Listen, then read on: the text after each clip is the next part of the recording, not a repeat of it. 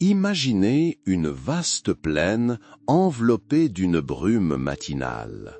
Le soleil n'a pas encore percé l'horizon, mais le ciel commence déjà à s'éclaircir, annonçant un nouveau jour. Dans ce silence, où seul résonne le murmure du vent et le chant lointain des oiseaux, quelque chose de grand est en train de naître. Que se cache-t-il derrière le rideau du temps, au plus profond des siècles, là où l'histoire commence à peine à émerger, comme les contours des montagnes à l'aube? Qu'est-ce qui nous pousse, des millénaires plus tard, à contempler ces pierres anciennes avec tant d'émerveillement et à nous demander comment? Ceci est plus qu'un simple récit du passé. C'est une invitation à un monde où le temps s'écoule différemment, où chaque pierre porte l'écho de voix lointaines. C'est le murmure de l'éternité qui nous parvient à travers la brume des siècles, nous appelant à écouter une légende qui commence à peine à prendre forme. Nous nous tenons au seuil de quelque chose d'inexplicable, sentant la touche de mystère imprégner la trame même du temps. La légère mélancolie du passé se mêle à l'anticipation de la découverte, éveillant en nous un profond intérêt pour ce qui fut et ce qui aurait pu être. Le silence qui enveloppait les terres ancestrales semblait éternel, mais sous son voile, une nouvelle puissance couvait. Le ciel, encore épargné par les lumières de la civilisation, affichait une grandeur silencieuse, et la terre, souple et vivante, attendait son contact.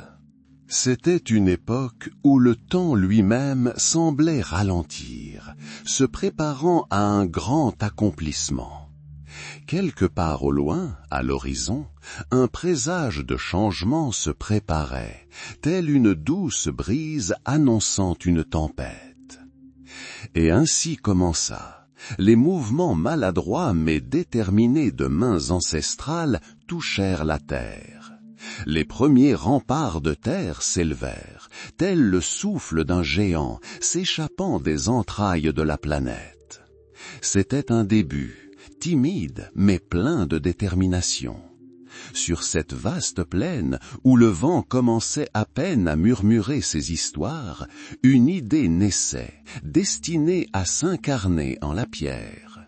Chaque motte de terre jetée, chaque centimètre de sol compacté, un pas vers un rêve, vers quelque chose qui surpasserait les bâtisseurs eux-mêmes.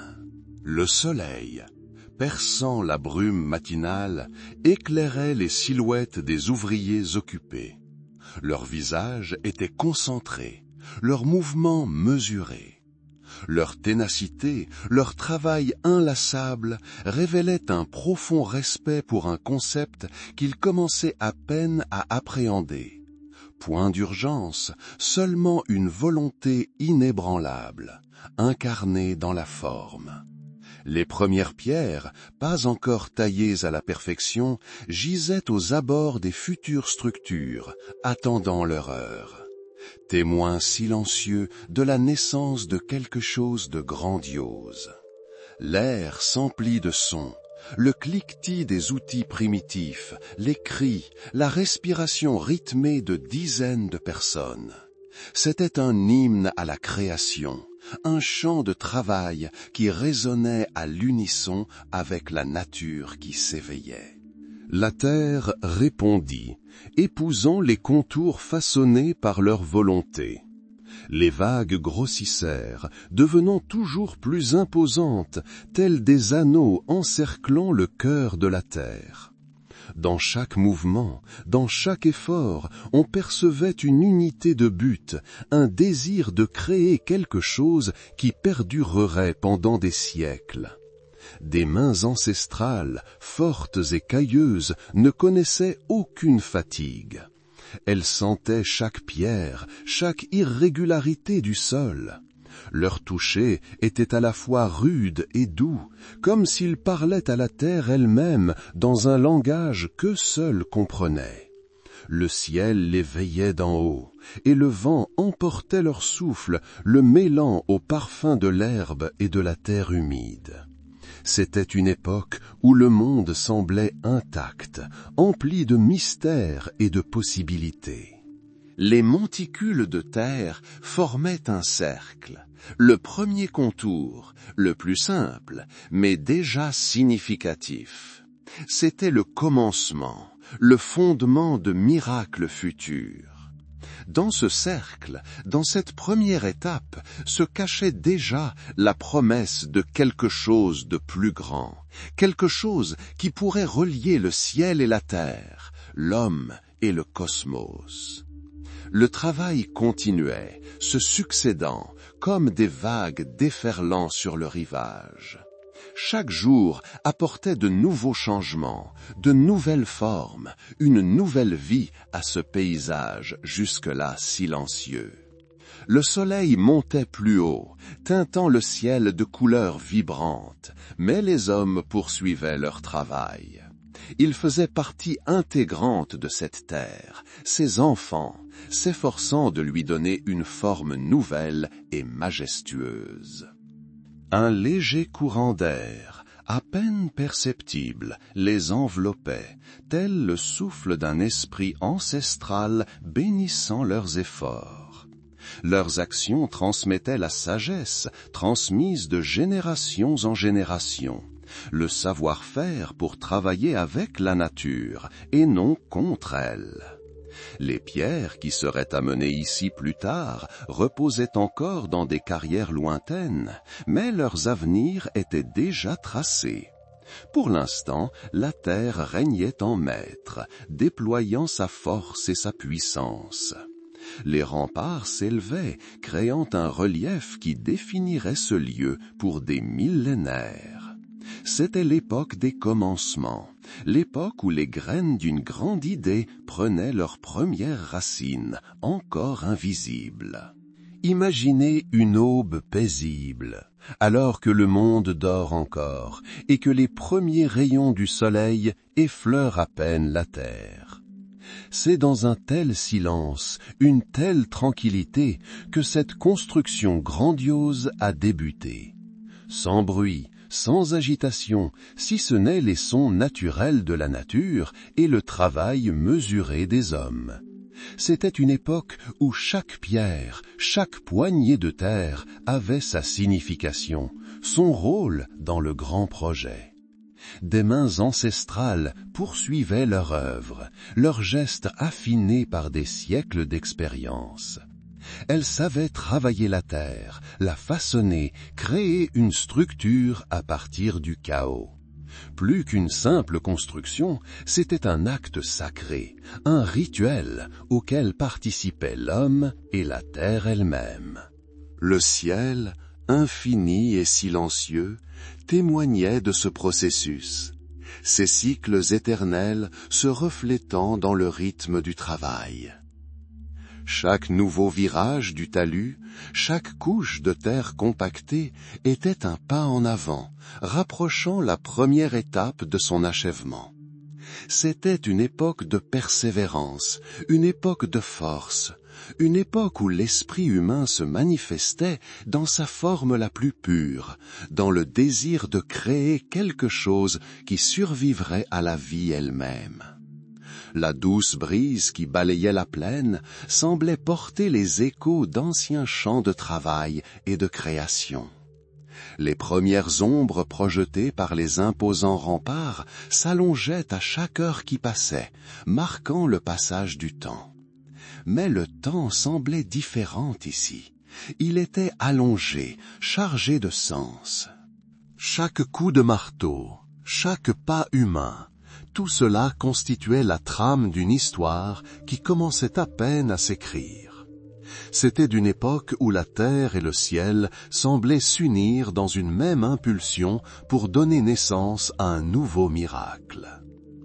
Peu à peu, les contours se précisèrent. Le cercle terrestre gagna en profondeur, ses formes se précisèrent. C'est à ce moment qu'un projet commença à émerger, qu'une idée abstraite trouva sa matérialisation. Les personnes qui travaillaient ici faisaient partie de quelque chose de plus grand qu'elles-mêmes. C'étaient des bâtisseurs, des architectes du futur, dont les efforts étaient tournés vers la création de l'éternité. Le doux murmure du vent qui balayait le chantier semblait approbateur.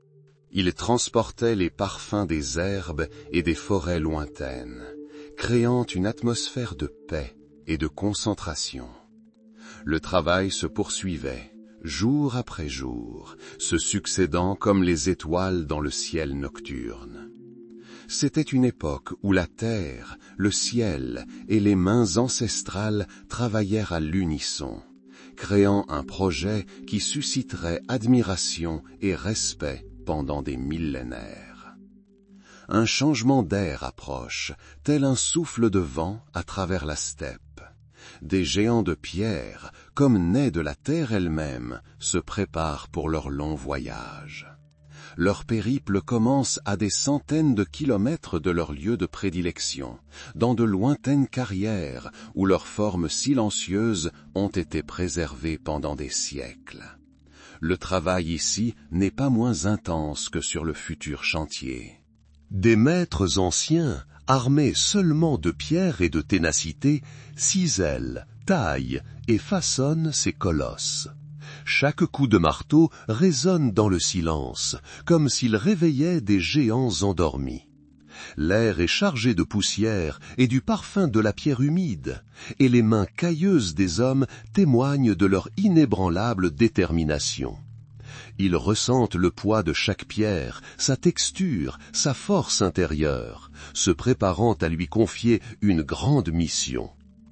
Une fois l'extraction terminée, le plus difficile commençait, le transport. C'était une véritable épreuve d'ingéniosité et d'endurance humaine. D'énormes rochers pesant des dizaines de tonnes devaient traverser rivières, collines, marécages et plaines. Imaginez la scène. Des milliers de personnes, unies par un objectif commun, tirant des charrettes construites dans le bois le plus résistant.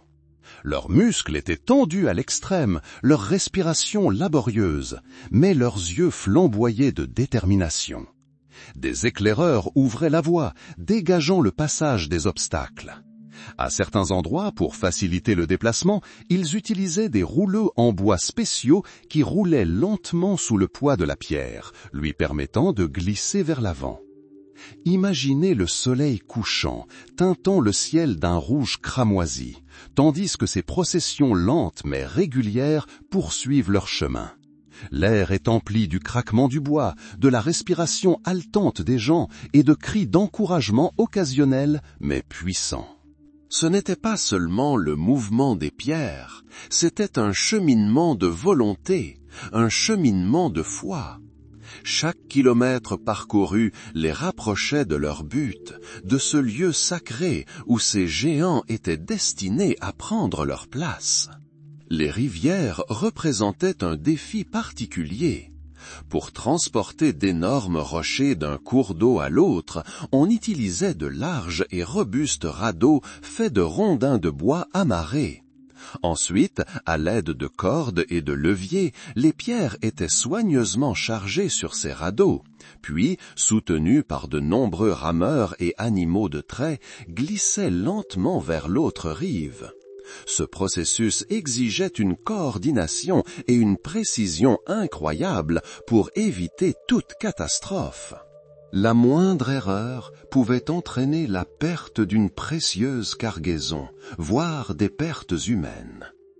Le terrain marécageux exigeait également des solutions ingénieuses. Des barrages temporaires de terre et de roches pouvaient être construits pour créer une surface plus stable. On pouvait également placer des pierres sur des traîneaux spéciaux qui, glissant sur la boue, permettaient un déplacement continu. C'étaient des moments où les hommes travaillaient en communion totale avec la nature, tentant de la soumettre, mais avec respect et compréhension de ses lois. Parfois, le voyage pouvait durer des mois, voire des années. Les pierres, telles d'anciens voyageurs, observaient le changement des saisons, entendaient le chant des oiseaux et sentaient le contact de la pluie et de la neige. Elles étaient témoins de la vie et de la mort, des joies et des peines des gens qui les accompagnaient. Chaque pierre portait l'histoire de son origine, celle de son long et pénible voyage. Lorsque le convoi approcha enfin de sa destination, le cœur des gens s'emplit d'impatience. Ils revoyaient les contours familiers des autres pierres, celles arrivées plus tôt. C'était comme une réunion de vieux amis qui, après bien des épreuves, se retrouvaient enfin. Chaque pierre arrivée était accueillie avec un profond sentiment de satisfaction et de triomphe. C'était l'aboutissement d'un effort considérable, le fruit d'une foi inébranlable en une grande cause. Ces pierres, extraites des profondeurs de la terre et transportées depuis des contrées lointaines, portaient non seulement leur poids physique, mais aussi les intentions et les espoirs de ceux qui les avaient amenées ici. Messagères de la terre, elles portaient son pouvoir ancestral.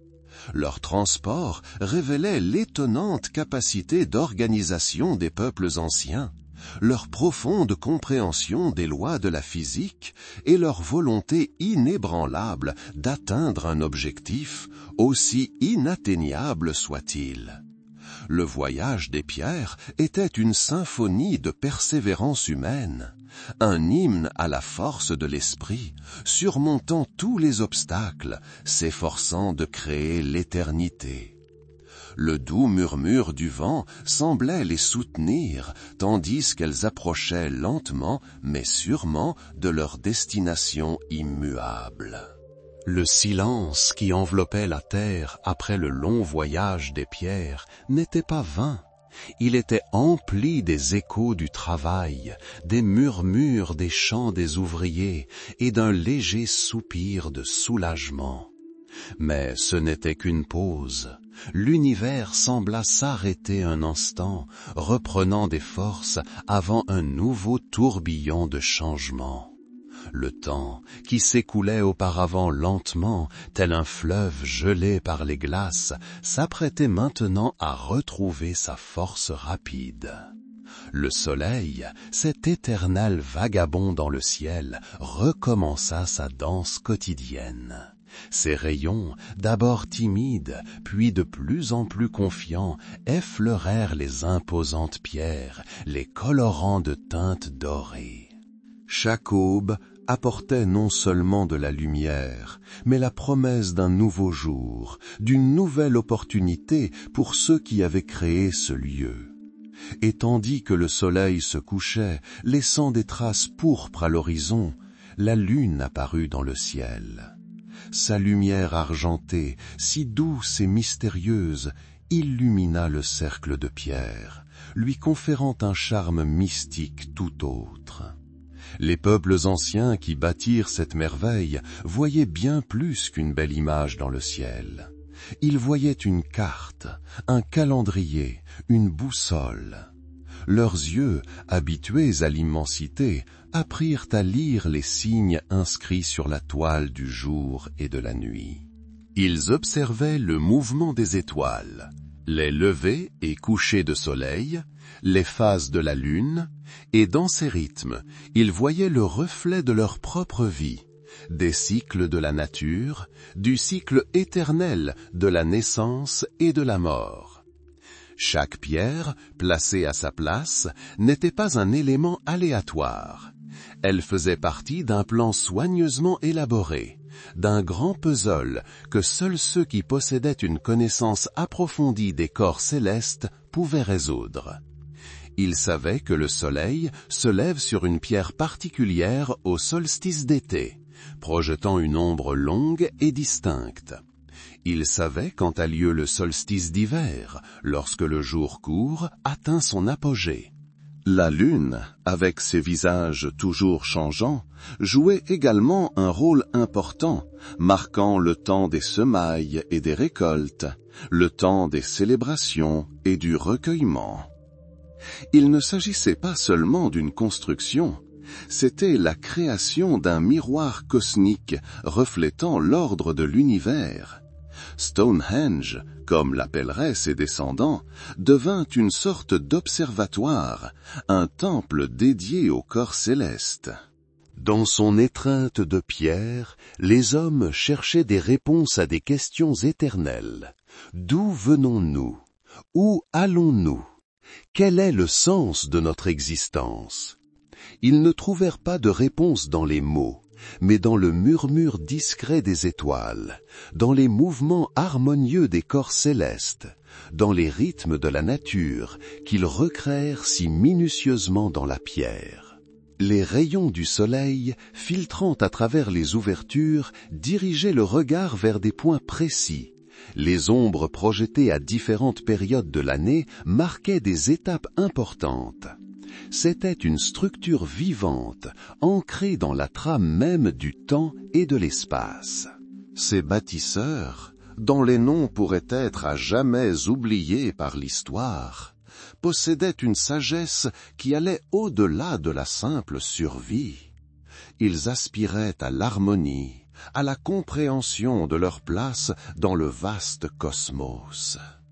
L'importance astronomique de Stonehenge n'était pas seulement pratique, elle était spirituelle. C'était un pont entre le terrestre et le céleste, entre l'humain et le divin.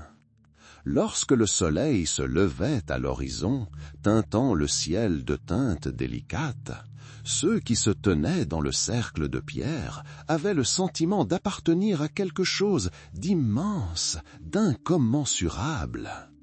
Ils étaient liés à leurs ancêtres, qui contemplaient eux aussi ce ciel, et à leurs descendants, qui pourraient un jour se tenir ici, tentant de percer le même mystère.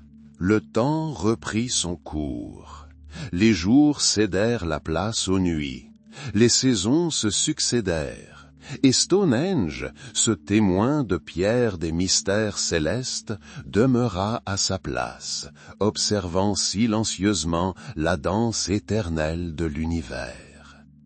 Ces pierres, imprégnées d'un savoir ancestral, devinrent les gardiennes d'une sagesse qui semblait émaner du cœur même de la terre et des étendues infinies de l'espace. Et dans cette présence silencieuse, ce rythme éternel, résidait sa plus grande force, son lien indissoluble avec l'éternité.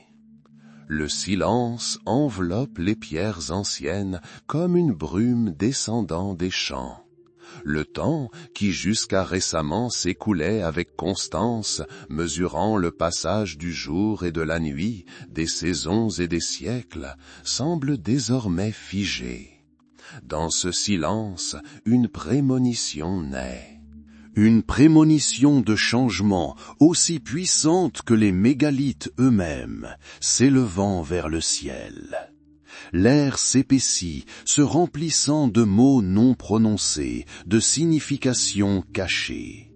Ce n'est pas la fin, mais simplement une profonde inspiration avant que l'histoire ne reprenne vie. Le cercle sacrificiel. C'est ainsi qu'il prit son nom plus tard, lorsque l'agitation du quotidien s'estompa et que des idées liées à des secrets enfouis sous des couches temporelles commencèrent à germer dans les esprits. Mais que signifiait-il pour ceux qui le construisirent? Les piliers de pierre, disposés dans un ordre strict, étaient plus que de simples points de repère, c'étaient des portes. Des portes vers un monde où les frontières entre le visible et l'invisible s'effaçaient. Ici, à ciel ouvert, au milieu de champs ayant vu naître et mourir des générations, des rituels étaient accomplis. On peut imaginer ces cérémonies. L'aube colorait l'horizon oriental, où le clair de lune argentait la surface lisse des pierres. Les gens se rassemblaient, leurs voix se fondant en de longs chants, résonnant sur les géants de pierre. L'air était empli du parfum des herbes, de la fumée des feux, de l'odeur de la terre. C'était un lieu de pouvoir, un lieu où l'on pouvait invoquer les esprits des ancêtres, où l'on pouvait entendre les dieux. Des sacrifices ont peut-être été consentis ici, pas nécessairement sanglants, comme on pourrait le penser de notre point de vue. Le sacrifice pouvait être de plusieurs natures, du temps consacré à la construction, l'effort fourni pour déplacer des pierres géantes, ou encore une partie de la récolte, offerte en signe de gratitude ou de supplication. Ces dons étaient un moyen d'établir un lien, de renforcer les liens avec ceux qui contrôlaient les vents, les pluies et la fertilité de la terre. C'était un sanctuaire, un lieu où le quotidien cédait la place au sacré. Ici se décidaient les destins, ici se guérissaient les âmes, ici se cherchaient les réponses aux questions éternelles. D'où venons-nous? Où allons-nous? Quel est le sens de notre existence? Chaque pierre, chaque ligne, chaque arrangement était chargé de sens, compréhensible pour ceux qui vivaient à cette époque. Ils voyaient le monde différemment. Un monde où les pierres pouvaient parler et les étoiles guider. Les rituels pratiqués ici pouvaient être complexes et multidimensionnels. Ils reflétaient peut-être les cycles de la vie et de la mort, le changement des saisons ou les mouvements des corps célestes. C'était un langage symbolique compris uniquement par les initiés. Ceux qui se tenaient devant les autels avaient le sentiment d'appartenir à quelque chose de plus grand que la simple société humaine. Ils faisaient partie du cosmos, reliés par des fils invisibles au passé, au présent et au futur.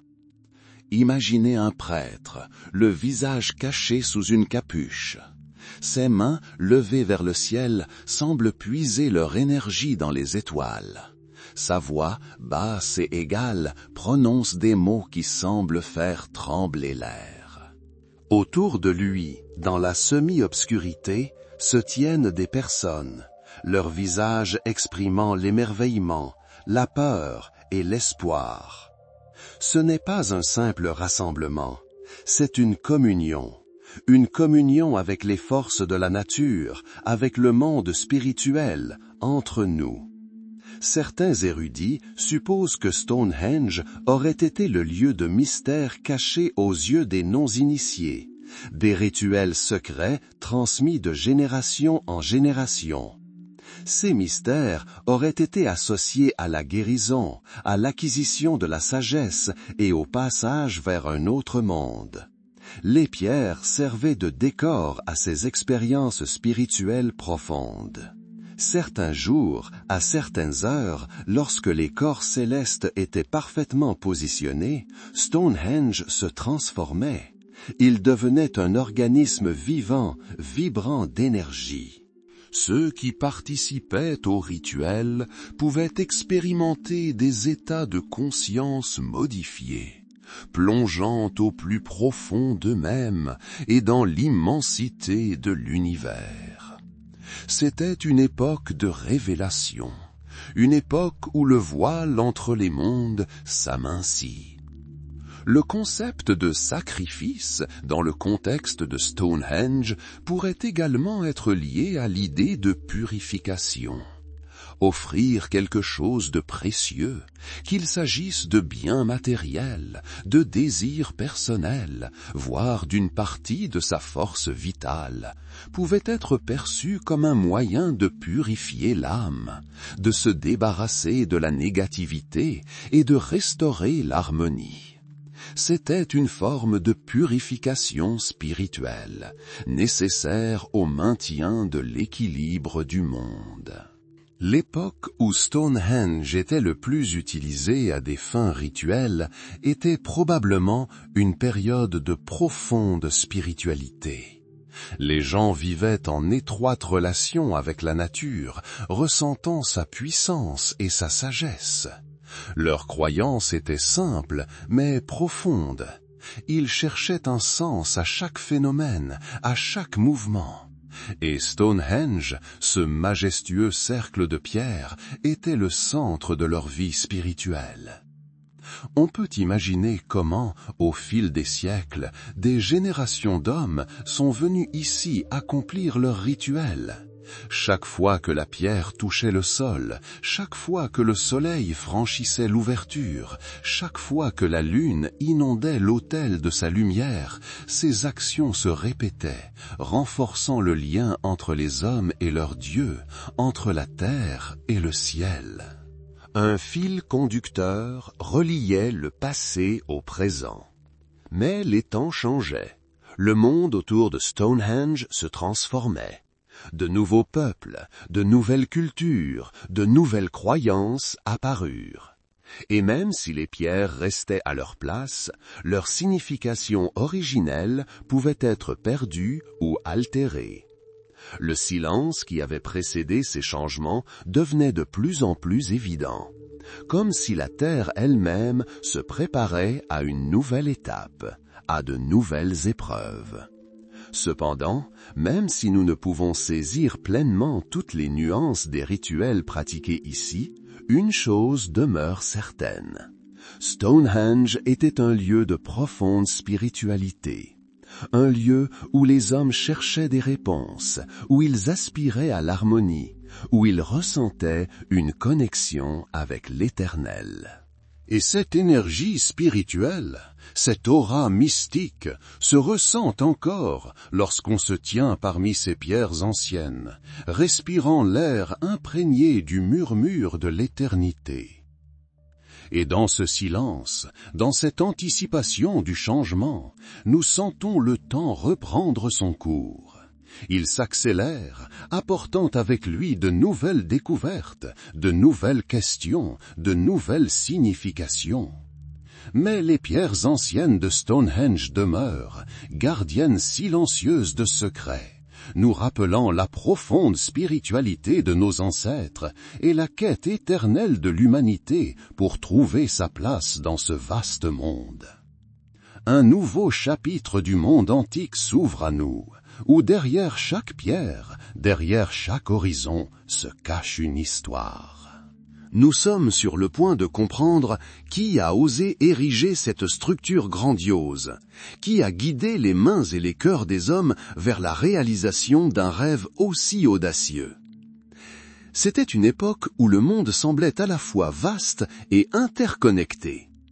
À la base de tout cela se trouvait une structure sociale complexe mais remarquablement harmonieuse. Imaginez une société où le pouvoir n'était pas concentré entre les mains d'une seule personne, comme dans les monarchies ultérieures. Il existait probablement une hiérarchie dominée par ceux qui détenaient non seulement le pouvoir terrestre, mais aussi le pouvoir spirituel. Il s'agissait peut-être de chefs tribaux dont la parole faisait loi, mais dont l'autorité reposait non seulement sur la force des armes, mais aussi sur la sagesse et la capacité à diriger leur peuple. C'étaient eux qui prenaient les décisions clés, organisaient le travail et orientaient les ressources vers un objectif commun. Leurs décisions reposaient probablement sur une compréhension profonde des lois de la nature, la connaissance des cycles du soleil et de la lune, et un lien profond avec leurs ancêtres. Mais à leur côté, et peut-être même étroitement associés, se tenaient ceux que nous appelons aujourd'hui chamans ou prêtres. Ces personnes étaient les gardiens du savoir sacré. Ils communiquaient avec les esprits, interprétaient les présages, prédisaient l'avenir et guérissaient les maladies. Leur rôle était inestimable dans une société qui vivait en contact étroit avec le monde de la nature et des esprits. Ce sont probablement les chamans qui dirigeaient les rituels associés à Stonehenge, déterminant le moment des sacrifices et celui des rites liés au cycle solaire et lunaire. Ils étaient le pont entre le monde des humains et celui des dieux, entre le terrestre et l'au-delà. Derrière ces deux piliers du pouvoir, roi et chaman, se trouvait une vaste couche de gens ordinaires, artisans, agriculteurs, chasseurs. C'est leur travail, leur sueur et leur sang qui ont façonné chaque pierre. Ils travaillaient aux champs pour se nourrir et nourrir ceux qui travaillaient à la construction. C'étaient des artisans qualifiés qui taillaient les pierres, les déplaçaient et les érigeaient. Ils étaient unis par une cause commune, une foi commune, un objectif commun. Sans leur unité, sans leur volonté de sacrifier leur temps et leur énergie, Stonehenge n'aurait jamais vu le jour. On peut supposer que la société était organisée selon des critères claniques ou tribaux. Chaque clan avait sa propre spécialisation, son propre rôle dans l'effort global. Certains clans étaient peut-être responsables de l'extraction de la pierre, d'autres de son transport, d'autres de la construction, et d'autres encore de l'entretien du feu et de l'accomplissement des rituels. Cette spécialisation permettait une efficacité maximale et assurait le bon fonctionnement de toute la communauté. Il est possible que d'autres groupes aient existé au sein de la société, tels que des guerriers qui protégeaient les colonies et les voies de communication, ou des chasseurs-cueilleurs qui cherchaient de la nourriture dans les forêts et les marais. Tous ces individus, chacun à leur place, contribuèrent au bien-être général et à la réalisation du grand dessein.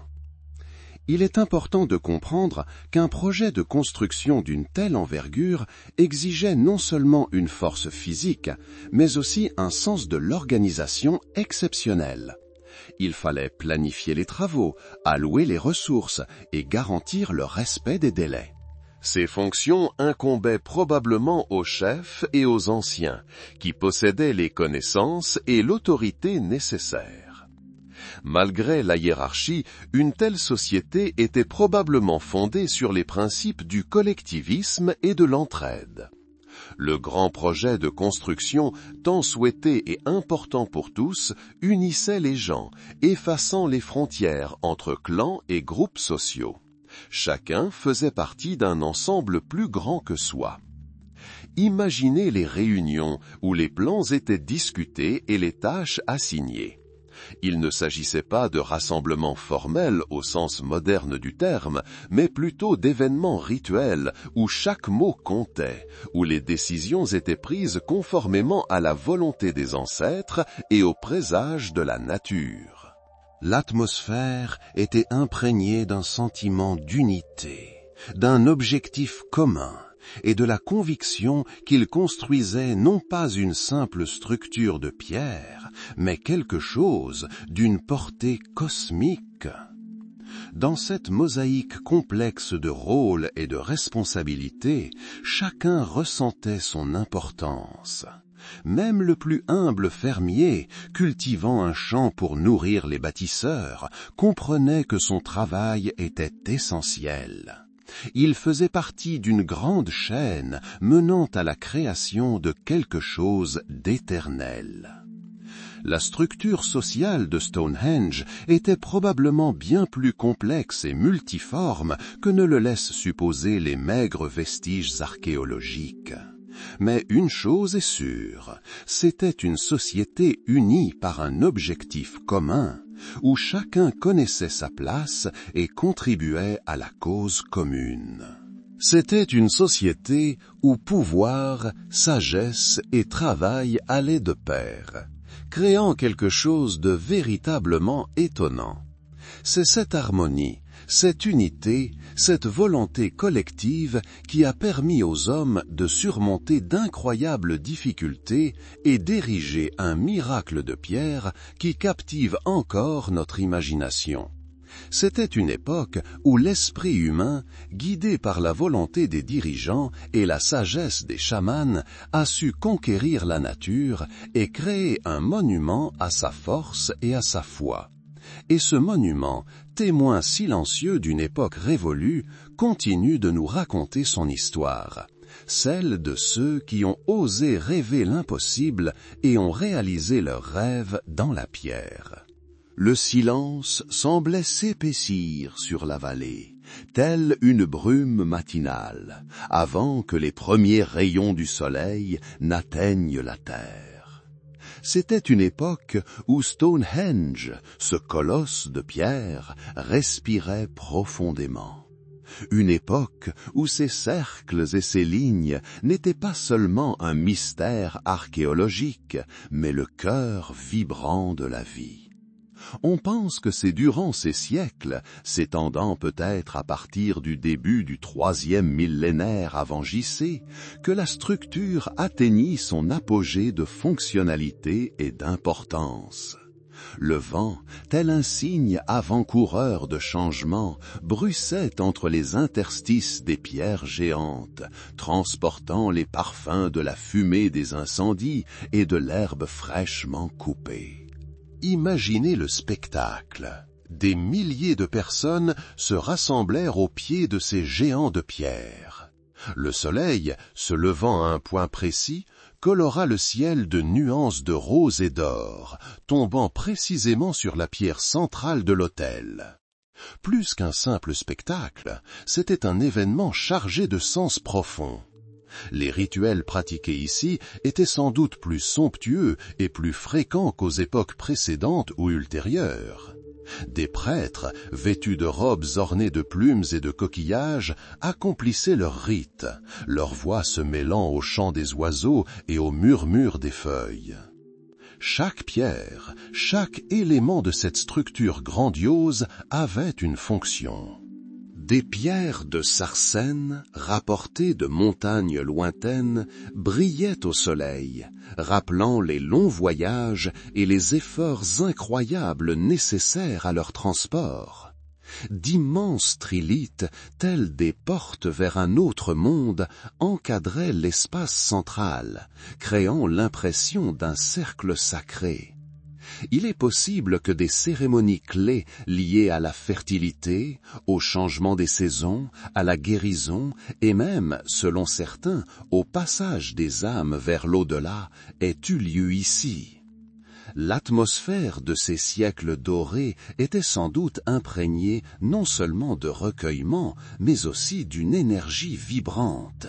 C'était un lieu de rencontre, un lieu d'échange de connaissances, un lieu où se décidaient les décisions importantes touchant la vie de la communauté tout entière.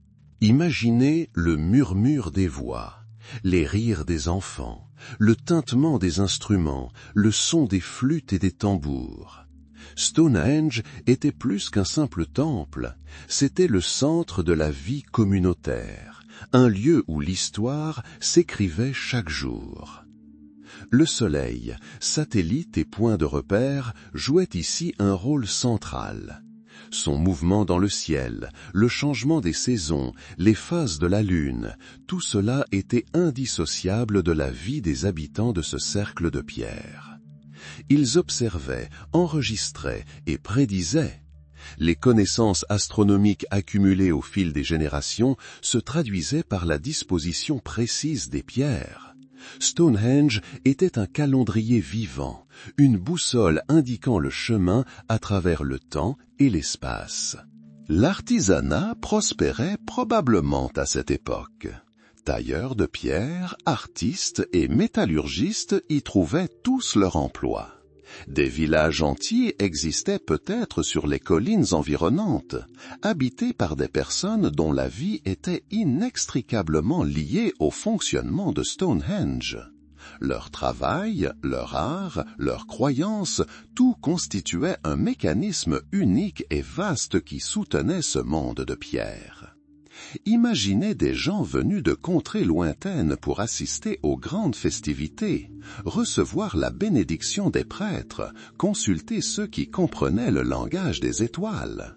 C'était une époque de prospérité, une époque où la civilisation humaine, fondée sur une profonde compréhension de la nature et du cosmos, atteignait son apogée. Stonehenge était plus qu'un simple monument. C'était un organisme vivant qui respirait, vivait et évoluait aux côtés de ses créateurs. À cette époque, où la vie s'épanouissait autour de ces géants de pierre, les hommes se sentaient probablement partie prenante de quelque chose de plus grand qu'eux-mêmes. Ils ressentaient un lien avec leurs ancêtres, avec la nature, avec l'univers lui-même. Stonehenge était l'incarnation de ce lien, un témoignage silencieux de leur quête d'harmonie et de compréhension. C'était une époque où la grandeur de l'esprit humain, alliée à la volonté collective, créait quelque chose de véritablement immortel, nous laissant un héritage de mystère qui captive encore nos esprits. Et dans ce silence qui enveloppe aujourd'hui ces pierres anciennes, on perçoit les échos de ces jours glorieux où Stonehenge était le centre du monde. Et puis, lorsque la grandeur atteignit son apogée, lorsque les pierres de Stonehenge semblaient imprégnées de l'essence même de la vie, les premières fissures, à peine perceptibles, apparurent. Non pas celles visibles à l'œil nu, mais celles ressenties dans l'air, comme un changement de rythme. Ce ne fut ni un effondrement brutal, ni une catastrophe soudaine, mais plutôt une lente disparition, presque imperceptible, comme le dernier rayon de soleil se dissolvant dans la brume du soir. Progressivement, telle une machine antique commençant à grincer, l'utilité de Stonehenge diminua. Les rituels, autrefois vibrants et denses, commencèrent à perdre leur force et leur éclat. Peut-être les gens trouvèrent-ils de nouveaux lieux de culte, où leurs croyances se transformèrent-elles, prenant de nouvelles formes. Peut-être les cycles mêmes de la nature, autrefois si étroitement liés à ce cercle de pierre, changèrent-ils. Le soleil se levait et se couchait encore, la lune poursuivait sa course dans le ciel, mais leur signification pour les habitants de ces terres commença à évoluer. Imaginez comme les chemins, autrefois animés menant à Stonehenge, devinrent de moins en moins fréquentés. Les voix qui résonnaient ici lors des grandes célébrations s'éteignirent peu à peu, ne laissant place qu'au murmure du vent soufflant entre les mégalithes. Les pierres, qui contenaient tant d'énergie, tant d'espoir, commencèrent à acquérir un nouveau silence. Ce n'était pas le silence qui précède un orage, mais plutôt le silence d'une salle vide où résonnait autrefois une belle musique. Peut-être les gens continuaient-ils à venir ici, mais avec un sentiment différent. Non pas avec la foi révérencieuse qui animait les bâtisseurs, mais avec la nostalgie, le souvenir d'une grandeur passée. Ils touchaient peut-être les pierres froides, cherchant à capter l'écho des siècles passés, mais ces échos devenaient de plus en plus étouffés. Tels de vieux témoignages qui perdent leur clarté avec le temps, Stonehenge commença à perdre sa signification originelle. C'était une époque où le passé commençait à s'effacer lentement, laissant place à un avenir inconnu. Ceux qui avaient autrefois vu en ce lieu la clé de la compréhension de l'univers le percevaient peut-être désormais avec moins de compréhension. Le savoir transmis de génération en génération risquait d'être perdu, oublié. Progressivement, tel un château de sable lentement érodé par les vagues, l'importance de Stonehenge commença à s'estomper. Certaines pierres avaient peut-être été réutilisées, perdant ainsi leur signification sacrée. D'autres étaient simplement exposées aux éléments, rappelant que même les créations humaines les plus magnifiques sont soumises au passage du temps. C'était le début d'une fin, non pas catastrophique, mais plutôt triste et mélancolique. Tel un arbre majestueux qui, après une longue vie, commence à perdre ses feuilles, se préparant à la dormance hivernale. C'est peut-être à cette époque que les premières légendes apparurent, tentant d'expliquer la fonction de Stonehenge, mais sans la compréhension profonde de ses créateurs. Ces récits, transmis oralement, pouvaient déformer le sens véritable, le transformant en mythe, en conte de fées. Ainsi, au milieu de ces nouvelles histoires, la fonction originelle du cercle de pierre commença à s'estomper, telle une fumée qui s'évanouit. Ce ne fut pas un oubli soudain, Ce fut plutôt un lent recul, tandis que la vie autour du monument s'éteignait peu à peu. Les foires animées disparurent, les processions solennelles cessèrent. Seul le vent poursuivait sa danse éternelle, s'engouffrant entre les pierres, comme pour nous rappeler l'inexorable passage du temps. Et dans ce silence grandissant, cette lente disparition, un nouveau sentiment émergea, un sentiment de perte, le sentiment que quelque chose de grand et d'important disparaissait à jamais. Mais même dans ces moments d'effacement progressif, dans ce murmure silencieux des siècles, une force invisible subsistait. Les pierres restaient debout, détenant des secrets encore à élucider. C'était une époque où la lumière qui brillait autrefois sur Stonehenge commençait à faiblir, sans toutefois s'éteindre complètement. Ce n'était que le début d'une nouvelle ère, une ère où le mystère s'épaississait et où l'histoire devenait encore plus complexe. Et dans ce crépuscule envahissant, dans ce lent effacement, résidait la promesse de découvertes futures. Le silence précède le changement, et le temps s'écoule à nouveau plus vite. L'oubli et la décadence sont les saisons du temps, une période de déclin et de ruine. Les pierres majestueuses, autrefois fières, témoignent aujourd'hui d'une époque révolue. Leur fonction première, si évidente pour ceux qui les ont érigées, s'est peu à peu dissipée dans la nuit des temps. Les marées du temps, emportant avec elles l'oubli, ont commencé leur œuvre inexorable. Les vents qui autrefois transportaient prières murmurées et hymnes solennels hurlaient désormais à travers les interstices des pierres, comme pour pleurer une gloire disparue. Le soleil, qui illuminait autrefois les rituels, projetait désormais de longues ombres sur des autels oubliés. Le ciel, témoin de levées et de couchers de soleil associés à de grands événements astronomiques, semblait désormais indifférent au sort de ce lieu. La nature, toujours puissante, avait commencé à faire des ravages. La terre, comme lasse d'interminables cérémonies, commençait lentement à absorber les traces de l'activité humaine. Des fissures apparurent dans les pierres les plus solides, telles des rides sur le visage d'un vieux sage, racontant l'histoire des siècles passés. Des catastrophes naturelles ont peut-être joué un rôle. De puissantes tempêtes cinglant le ciel ont pu renverser des pierres plus petites, perturbant la géométrie rigoureuse du cercle. Des inondations se propageant dans les plaines ont pu éroder les fondations, rendant la structure moins stable.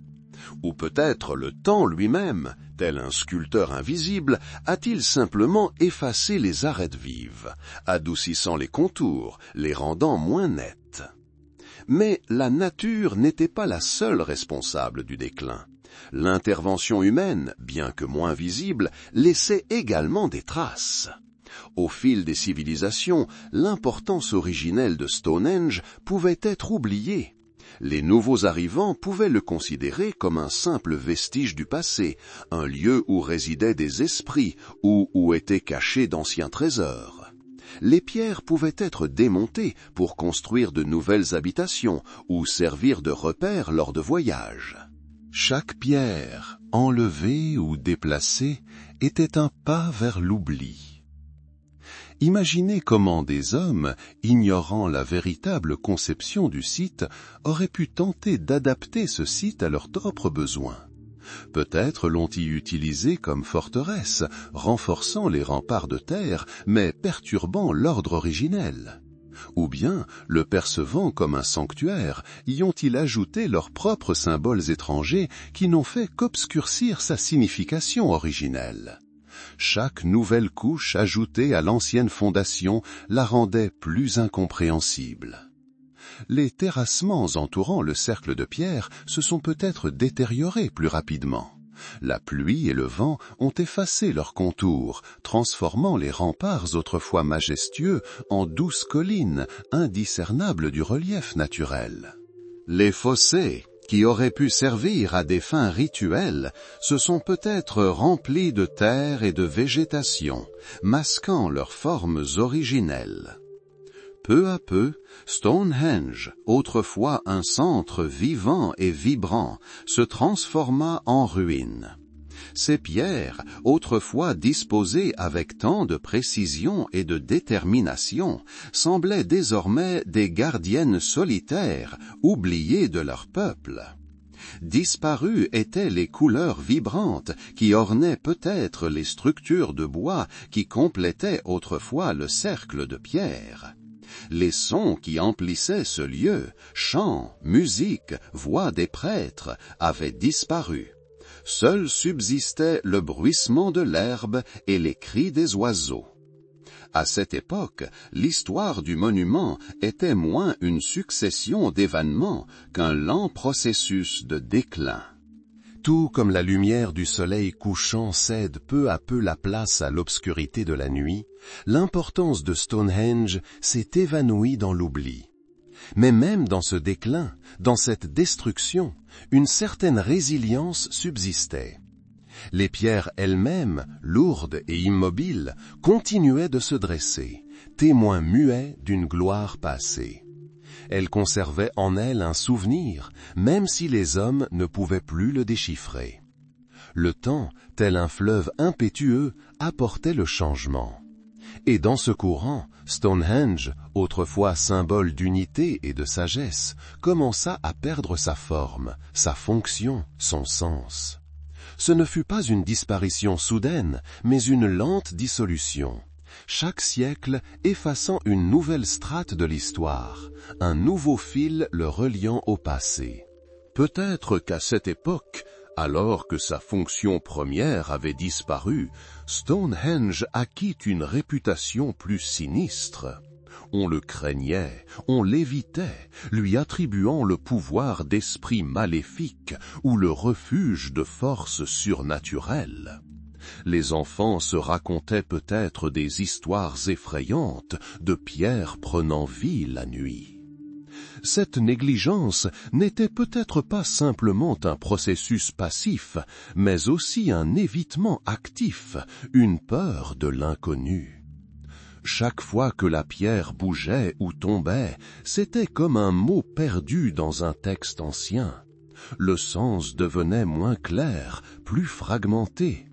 Et si la structure elle-même subsistait, son monde intérieur, son contenu spirituel s'évaporait lentement.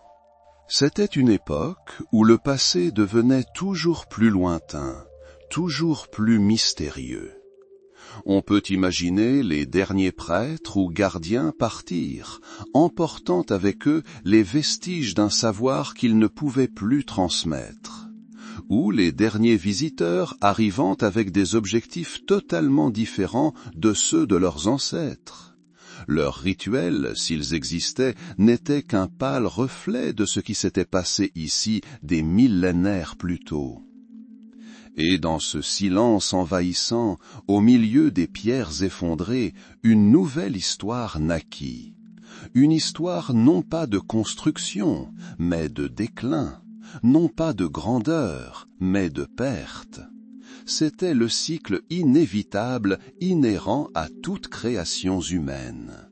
Même les structures les plus grandioses sont soumises au temps, sujettes à l'oubli.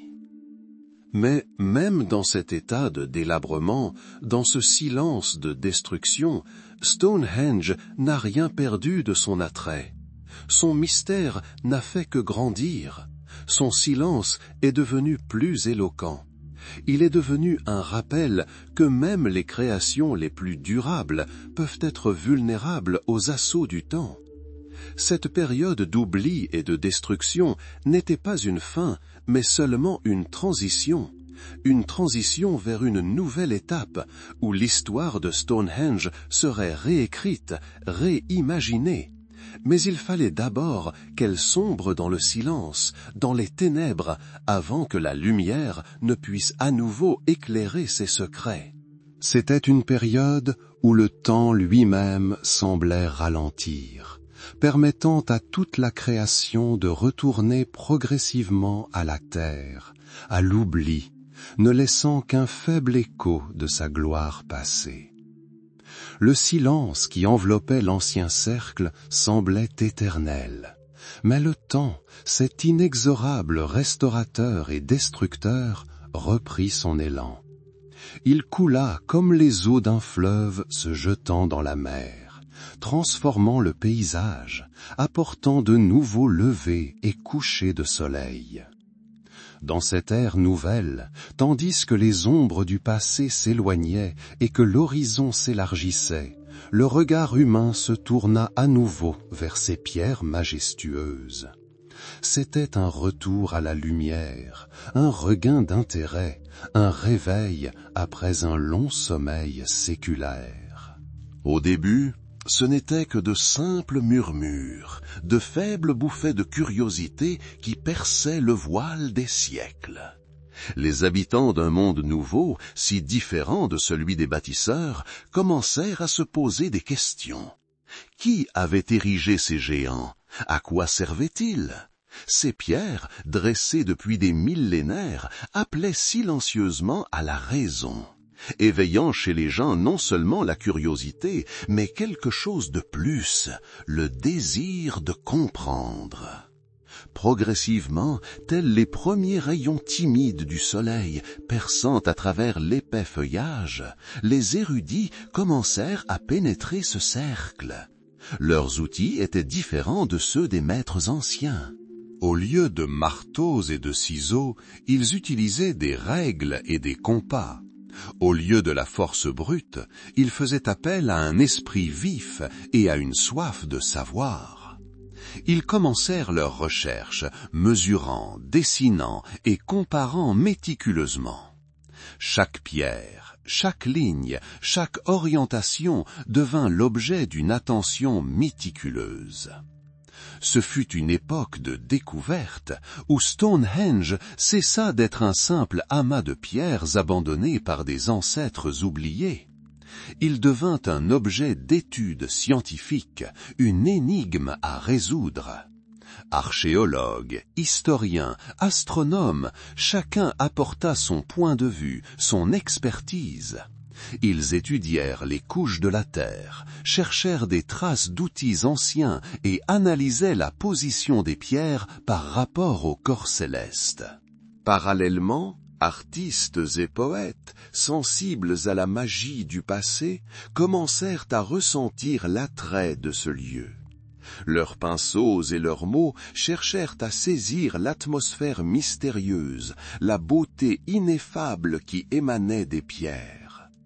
Ils voyaient Stonehenge non seulement comme un monument, mais comme un symbole d'éternité, un lieu où le passé se confond avec le présent et où le désir humain de sublime trouve son accomplissement. Le regain d'intérêt fut comparable au lever lent mais régulier du soleil. Les ombres qui enveloppaient Stonehenge se dissipèrent, révélant de nouvelles facettes de sa grandeur. Les érudits cherchèrent à percer les mystères de sa construction, de sa fonction et de son lien avec les cycles célestes. Ils débattirent, émirent des hypothèses et cherchèrent des preuves. Chaque fait nouveau, chaque nouvelle théorie ajoutait de nouvelles couleurs au tableau que nous avions sous les yeux. Imaginez une soirée paisible, où les derniers rayons du soleil couchant colorent les pierres de chaudes teintes dorées. Une légère fraîcheur flotte dans l'air, et seul le chant des oiseaux rompt le silence. C'est dans ces moments-là que l'on sent le souffle du passé, que l'on entend les échos de ceux qui se tenaient là, émerveillés par les forces de la nature et du cosmos. C'est à cette époque que Stonehenge a retrouvé toute son importance, bien que différente de celle qu'il avait eue des siècles auparavant. Il est devenu une source d'inspiration, un objet d'étude, un symbole de résilience et de mystère éternel. L'intérêt pour lui a grandi, attirant de plus en plus de personnes désireuses de renouer avec l'Antiquité et de se rapprocher de ceux qui nous ont précédés. Les scientifiques commencèrent à systématiser leurs connaissances et à publier leurs découvertes. De nouvelles écoles de pensée et de nouvelles interprétations émergèrent. Chaque découverte, qu'il s'agisse d'un artefact ou d'une nouvelle méthode d'analyse, ajoutait un détail à la mosaïque de Stonehenge. Ce processus fut graduel, laborieux, exigeant patience et persévérance, mais progressa avec constance. L'art, quant à lui, cherchait à capturer non seulement l'apparence extérieure, mais aussi l'essence même de ce lieu. Les artistes cherchaient à transmettre un sentiment de puissance, de mystère et d'harmonie avec la nature. Les poètes cherchaient des mots capables d'exprimer la profondeur des émotions suscitées par ce monument antique. C'était l'époque où Stonehenge revivait. Ce n'étaient plus seulement des ruines oubliées par le temps. Il redevenait un lieu d'apprentissage, d'inspiration et de réflexion. Ce retour à la lumière n'était pas seulement un retour à la connaissance scientifique, mais aussi un retour à la compréhension de sa signification spirituelle et culturelle. À cette époque où l'esprit humain cherchait à nouveau à percer les mystères de l'Antiquité, Stonehenge devint un phare, ouvrant la voie vers un savoir oublié. Ces pierres, telles les pages d'un livre ancien, s'ouvraient sous un regard curieux, invitant au dialogue par-delà les millénaires. Ce fut le début d'un nouveau chapitre de sa longue histoire, un chapitre consacré à la compréhension et à la préservation. Et maintenant, alors que le voile de l'oubli se lève lentement, nous découvrons non seulement une structure ancienne, mais un organisme vivant, vibrant de questions auxquelles il manque encore des réponses définitives. La science moderne, armée des méthodes les plus avancées, poursuit ses recherches minutieuses, tel un archéologue décortiquant soigneusement couche après couche une terre ancienne. Le radar pénètre sous la surface, révélant des structures cachées, suggérant l'existence d'éléments jusque-là inconnus. L'analyse géochimique des pierres, témoin silencieux de millénaires, raconte l'histoire de longs voyages, celle de la façon dont les pierres bleues du pays de Galles, après avoir parcouru des centaines de kilomètres, ont trouvé leur place ici, dans la plaine de Salisbury. Chaque artefact découvert dans les environs, chaque fragment de poterie, chaque os, tous sont les pièces d'une vaste mosaïque que les scientifiques assemblent patiemment, s'efforçant de reconstituer le tableau complet. Mais plus nous en apprenons, plus le mystère se complexifie et prend de multiples facettes. La question de la précision avec laquelle ces pierres gigantesques ont été installées demeure une constante. Comment les peuples anciens, sans outils modernes, ont-ils pu parvenir à un alignement aussi précis, à un alignement stellaire aussi précis? Les théories se multiplient comme les ombres au coucher du soleil. Certains suggèrent que cela réside dans une organisation du travail incroyable, presque surhumaine, dans une connaissance approfondie de la mécanique et de la physique, transmise de génération en génération. D'autres penchent pour des explications plus mystiques, y voyant la manifestation d'une sagesse divine perdue. Les calculs astronomiques, autrefois apparemment simples, révèlent aujourd'hui une complexité inédite. Nous savons que Stonehenge était lié au mouvement du soleil et de la lune, aux solstices et aux équinoxes. Mais jusqu'à quel point ces observations étaient-elles détaillées? S'agissait-il d'une sorte de calendrier géant permettant de prédire les éclipses et autres événements célestes? Certains chercheurs suggèrent qu'il aurait pu servir à déterminer le calendrier des semailles et des récoltes et à planifier la vie communautaire en harmonie avec les cycles naturels. Il ne s'agissait pas simplement d'astronomie au service de la connaissance, mais d'une astronomie étroitement liée à la vie quotidienne et à la survie. Et, bien sûr, le mystère de sa fonction demeure. Était-ce un lieu de sépulture, comme l'indiquent les restes squelettiques, ou un temple, un lieu de culte, où étaient célébrés des rites mystérieux? Peut-être les deux, changeant de fonction au fil des siècles. Traces de feu, restes de nourriture sacrificielle, images symboliques sur les pierres. Tout cela n'est que des indices, invitant à la spéculation. Chamanes, prêtres, chefs, qui était exactement à l'origine de cette structure grandiose, qui dirigeait le travail de milliers de mains? Était-ce une force unique et puissante, ou l'effort collectif de nombreuses tribus unies par un objectif commun? La recherche moderne n'apporte pas de réponse définitive, mais elle nourrit notre imagination et nous incite à revenir sans cesse sur ces pierres anciennes. Chaque nouvelle méthode, qu'il s'agisse de datation au radiocarbone, d'études palynologiques ou même de modélisation informatique, ouvre de nouvelles perspectives et de nouvelles questions. Nous découvrons comment les visions du monde de ceux qui vivaient ici il y a des milliers d'années ont évolué, comment ils ont cherché à comprendre l'incompréhensible et comment leur vision du monde s'est reflétée dans la pierre.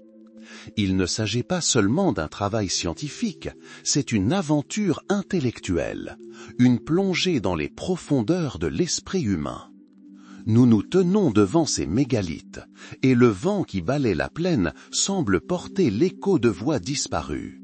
Des questions sans réponse flottent dans l'air, tels des fils invisibles nous reliant à ceux qui ont érigé cette merveille. C'est un mystère éternel qui continue de passionner les esprits, d'inspirer de nouvelles découvertes, de nous rappeler tout ce qu'il reste à apprendre sur notre passé. Jusqu'où s'étend le désir humain de connaissance et de création? Ces pierres sont plus qu'un simple monument. Elles sont une invitation au dialogue à travers les siècles, à une réflexion sur notre place dans le flux infini du temps, où chaque époque laisse son empreinte, sa propre question sans réponse. Le vent qui effleure les pierres anciennes porte désormais non seulement le murmure des siècles, mais aussi la sollicitude des vivants. Stonehenge, ce grand témoin des millénaires, se dresse aujourd'hui devant nous, enveloppé d'un mystère nouveau, mais non moins profond, celui de la préservation.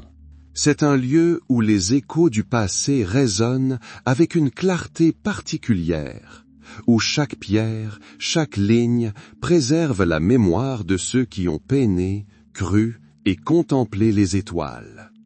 Notre tâche n'est plus seulement d'admirer sa grandeur, mais aussi de la préserver pour ceux qui viendront après nous.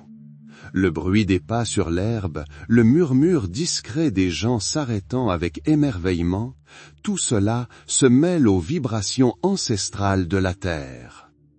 Des centaines de milliers de personnes viennent ici chaque année pour toucher ce mystère, en palper le pouls.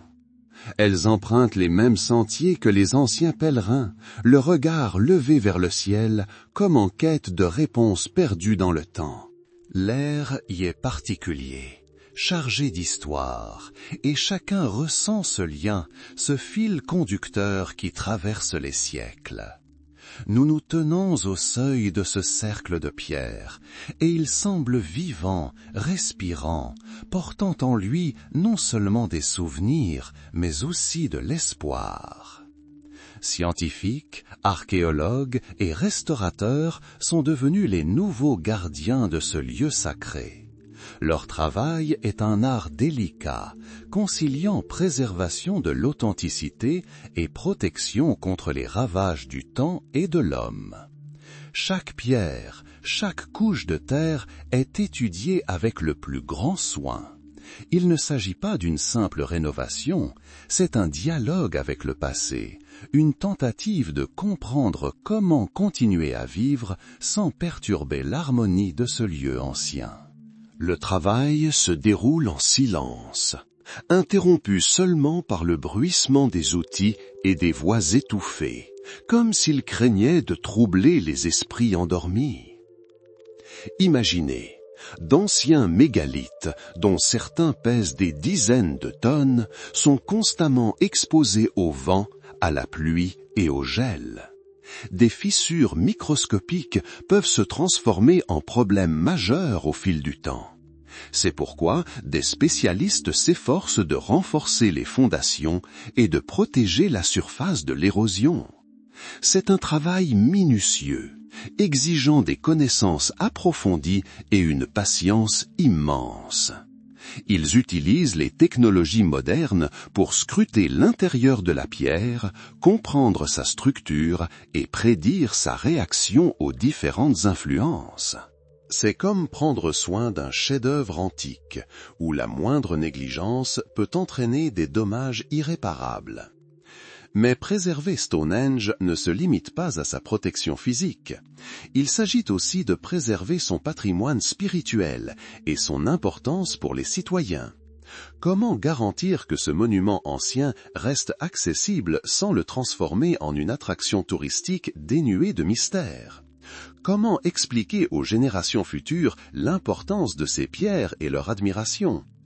Des centres d'information sont créés, des visites guidées sont proposées et des programmes éducatifs sont développés. L'objectif n'est pas seulement d'exposer les pierres, mais de transmettre leur histoire et leur signification. Les visiteurs modernes éprouvent souvent plus qu'un simple intérêt pour l'architecture ancienne. Ils ressentent un lien avec leurs ancêtres, avec ceux qui croyaient au pouvoir de la nature et recherchaient l'harmonie dans l'univers. Stonehenge est aujourd'hui un lieu où chacun peut s'arrêter, réfléchir à l'éternel et à sa place dans ce monde. Il symbolise le désir humain de connaissance, de création et de quête de sens. C'est un lieu où le passé rencontre le présent, où l'éternité touche nos âmes. Parfois, par temps calme, lorsque le soleil perce les nuages, illuminant les pierres d'une lumière dorée, on a l'impression d'entendre une douce résonance, l'écho de voix lointaines. Ce ne sont pas des sons du passé. Ce sont des vibrations qui persistent dans la terre, dans les pierres, dans l'air même. Stonehenge est aujourd'hui plus qu'un simple monument. C'est un organisme vivant qui respire, ressent et réagit. Et notre tâche est de l'aider à respirer librement, en le préservant pour les siècles à venir. Les touristes qui arpentent les sentiers balisés s'arrêtent pour prendre des photos. Mais beaucoup restent fascinés par la simple contemplation de ces structures majestueuses. Leurs yeux reflètent non seulement la masse de pierre, mais aussi ce qu'ils ressentent intérieurement.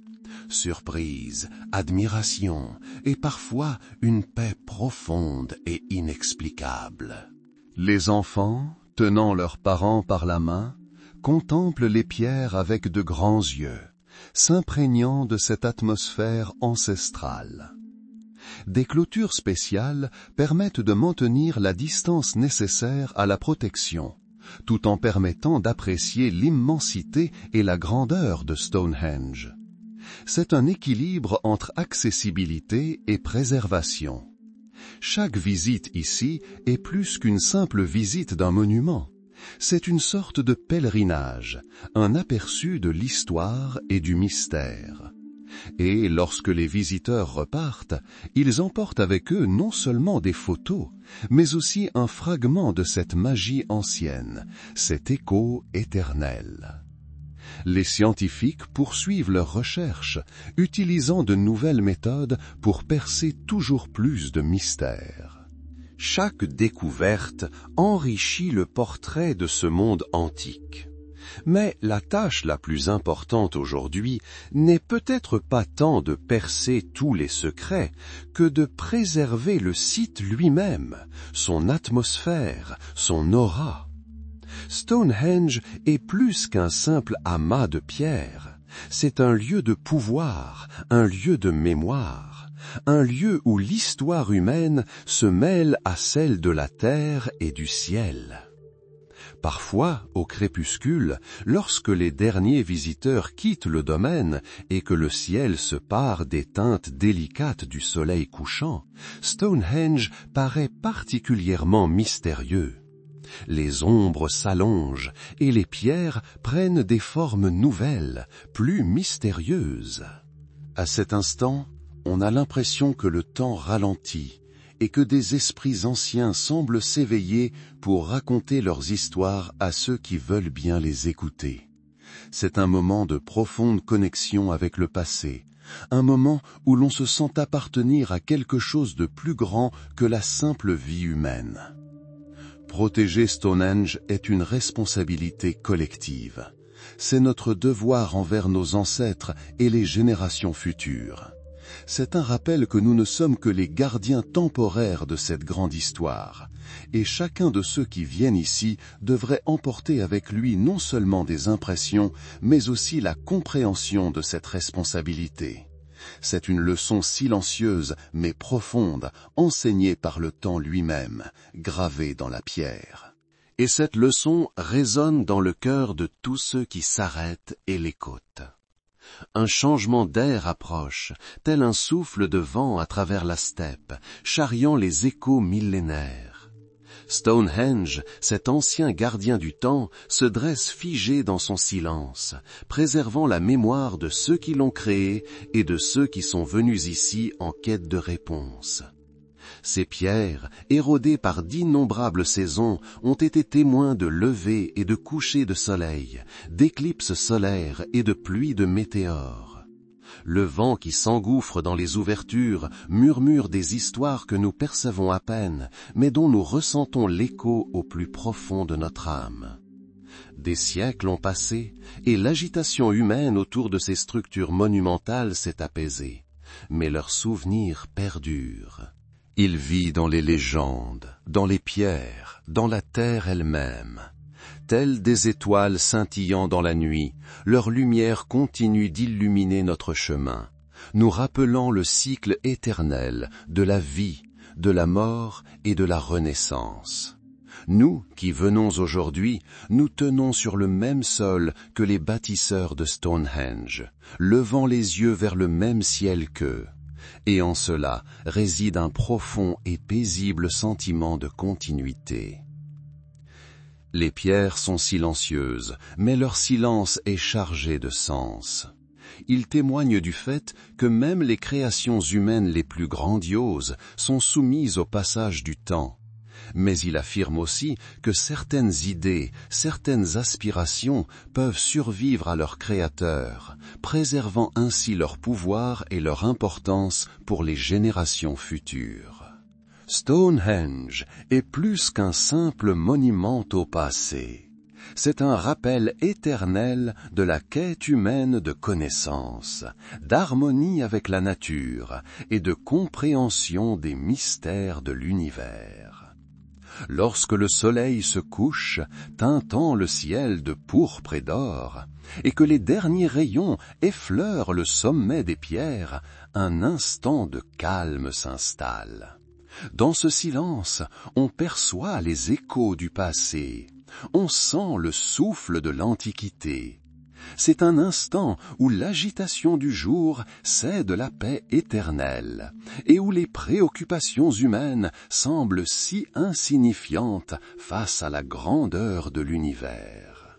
Stonehenge, dans sa majestueuse simplicité, nous invite à regarder au-delà de l'ordinaire, à toucher du doigt quelque chose d'intemporel.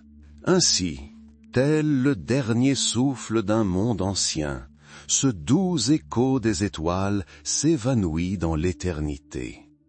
Il ne disparaît pas, mais se dissout dans l'air, la terre, notre conscience. Il devient partie intégrante de nous, nous rappelant que nous ne sommes qu'un maillon de la chaîne infinie de l'existence. Et dans cette prise de conscience réside une paix et une sagesse profonde. L'histoire de Stonehenge, comme la vie elle-même, trouve sa conclusion naturelle, ne laissant derrière elle qu'un écho doux et apaisant qui résonnera à jamais, nous rappelant la grandeur et les mystères cachés dans la pierre et les étoiles.